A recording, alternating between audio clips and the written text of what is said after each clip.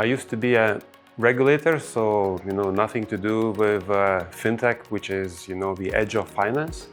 But probably even as a regulator, I jump-started the biggest fintech ecosystem in Europe and made Lithuania a great fintech location by creating this solution with my colleagues back then at the central bank, some of them here right now at Axiology, the ability for non-banks to settle in central bank money. And that is the biggest technical as well as infrastructure enabler, which enabled the fintech companies to be domiciled and also to find home in Lithuania. Axiology is an amalgamation of several financial market infrastructures, cutting across the very complicated functions like central securities depositories, trading venue, and brokerage. And in very simple language, what we're trying to do, we're trying to simplify the pipes where, behind the scene, the transactions are happening, with the purpose of making access to finance for small and medium enterprises to issue debt and retail investors to participate in the financial market much more efficient. And for that purpose, we need much more efficient pipes. And Axiology is blending the innovations coming from the digital finance world with a very innovative regime that European Union introduced, namely DLT pilot regime regulation, which is implementing an ability to blend different business models of CSD, trading venue, and security settlement system.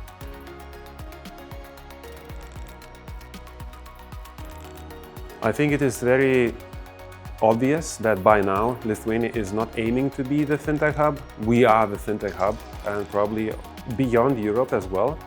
I am very proudly saying this because I just came back from Singapore and I don't have to explain what Lithuania is about. Everybody in Singapore, in Fintech Association in Singapore, they know that Lithuania is the gateway to Europe. Quite a few Southeastern Asian companies are domiciled in Lithuania and doing global business. So that is the current success. And that success was built on the premise that financial technology will create the ability and innovative ways for global businesses to transact globally. So I believe that in the future, Lithuania still will be that much very open economy, and financial technology will play a very big role in that. And we, in the future, will be like Singapore, very connected, very affluent, and very important country.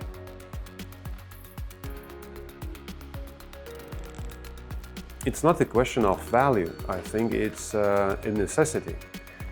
Financial technology sector is about bringing innovations into finance, and the concepts in finance have been around for thousands of years. Some of them haven't changed. What has changed? The ability to transact, the speed, technology, data, seamlessness of transactions, and that requires rethinking of behavioral models, how people make decisions, how we allocate risks, or how we design systems from a system design perspective. And that's where academics come in. So I looked at the program of the conference, and I'm very, interested and intrigued to come and listen to the papers in microstructure, because that's what Axiology is about. We're designing the future microstructure of capital markets. And it's a very deep subject from academic perspective.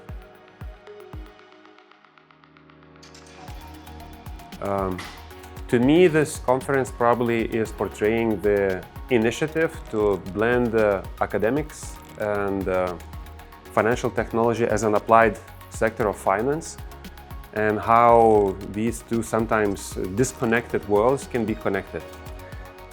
I've been to some conferences where either one part dominates, it's very serious academic conference where people go into very specific problem, or they use finance as a playground for their specific model, and they are very much interested in modeling some interesting incentive structure or dynamics. Whereas in applied finance, we're looking for outcomes.